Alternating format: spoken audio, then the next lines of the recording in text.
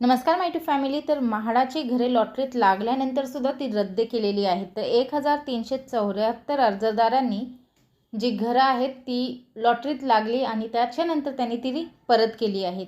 याचाच अर्थ साधारणतः 30% विजेत्यांनी घरांना नापसंती दर्शविली आहे आणि त्यामुळे आता विजेत्यांना 15 दिवसांची मुदतवाढ देण्यात आलेली आहे। तर काय आहे अपडेट, चला पाहूया सविस्तर माहिती। म्हाडाच्या कोकण मंडळाकडून ऑक्टोबरमध्ये 5285 घरांसह 77 भूखंडासाठी सोडतीतील विजेत्यांपैकी अंदाजे 30% विजेत्यांनी कोकण मंडळाच्या घरांना नापसंती दिल्याची माहिती समोर आली आहे। एकूण 4523 विजेत्यांपैकी 1374 विजेत्यांनी घरे परत केली आहेत, म्हणजेच घरे सरेंडर केली आहेत। आतापर्यंत केवळ 2176 विजेत्यांनी स्वीकृती पत्र सादर करून घरे घेण्यास संमती दर्शविली आहे। मात्र मोठ्या संख्येने याही वेळी घरे परत करण्यात आल्याने कोकण मंडळाची चिंता वाढली आहे। कोकण मंडळाकडून मागील काही वर्षापासून ज्या काही सोडती काढण्यात येत आहेत त्या सोडतींना अर्जदारांचा चांगला प्रतिसाद मिळतो। मात्र प्रत्यक्षात सोडतीनंतर विजेत्यांकडून घरे नाकारली जात असल्याचे चित्र आहे। त्यामुळेच मागील काही सोडतीत घरे परत करण्याचे प्रमाण म्हणजेच घरे सरेंडर करण्याचे प्रमाण वाढले आहे।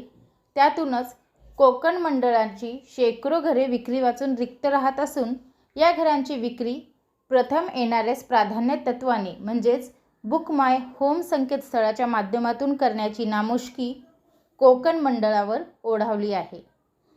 अशात आता नुकत्याच झालेल्या सोडतीतील विजेत्यांनीही घरांना नापसंती दर्शविली आहे। कोकण मंडळाने 5285 घरांसह 77 भूखंडासाठी जुलैमध्ये सोडत पूर्व प्रक्रिया सुरू केली। काही कारणांनी सोडत तीनदा लांबणीवर पडली होती। ठाण्यात 11 ऑक्टोबरला सोडत काढण्यात आली, मात्र यावेळी 5285 घरांऐवजी केवळ 4523 घरांसाठीच प्रत्यक्षात सोडत काढण्यात आली। त्यानुसार सोडतीनंतर विजेत्यांकडून स्वीकृती पत्र सादर करून घेण्याची, अर्थात घर घेणार की परत करणार यासंबंधीचे पत्र सादर करून घेण्याची प्रक्रिया सुरू आहे। या प्रक्रियेमध्ये 26 नोव्हेंबरमध्ये 4523 विजेत्यांपैकी 1374 विजेत्यांनी अर्थात 30% विजेत्यांनी घरे परत केली आहेत। तर 2176 विजेत्यांनी घरे घेण्यास स्वीकृती दर्शविल्याची माहिती मंडळातील वरिष्ठ अधिकाऱ्यांनी दिली। तर 950हून अधिक विजेत्यांकडून अद्याप स्वीकृती पत्र सादर करण्यात आलेले नाही। स्वीकृतीची शुक्रवारी 28 नोव्हेंबर शेवटची तारीख आहे, त्यामुळे घरे परत करणाऱ्यांची संख्या आणखी वाढण्याची शक्यता व्यक्त होत आहे।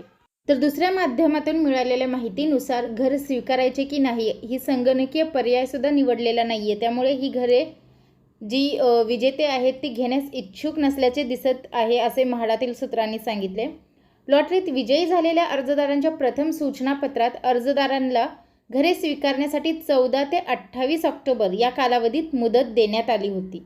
मात्र या कालावधीत घरं स्वीकारणे अथवा नाकारण्याचा पर्याय न निवडलेल्या अर्जदारांनी पुन्हा संगणकीय लिंक खुली करण्याची विनंती केली आहे। मात्र स्वीकृतीसाठी मुदतवाढ दिल्यास प्रतीक्षा यादीवरील अर्जदार आक्षेप घेऊ शकतात, त्यामुळे स्वीकृतीसाठी मुदतवाढ न दिल्यास घरे शिल्लक राहतील आणि या शिल्लक घरांची नव्याने लॉटरी काढण्याची वेळ येणार आहे। त्यामुळे सर्व बाबींचा विचार करून मंडळाने स्वीकृतीसाठी मुदतवाढ देण्याचा प्रस्ताव मंजूर केला आहे। त्यानुसार विजेत्यांना 15 दिवसाची मुदतवाढ देण्यात आली आहे। तर म्हाडा कोकण लॉटरीबद्दल हीच अपडेट मला आपल्यापर्यंत पोहोचवायची होती। व्हिडिओ पाहिल्याबद्दल धन्यवाद। आपल्या सर्वांचे आभार।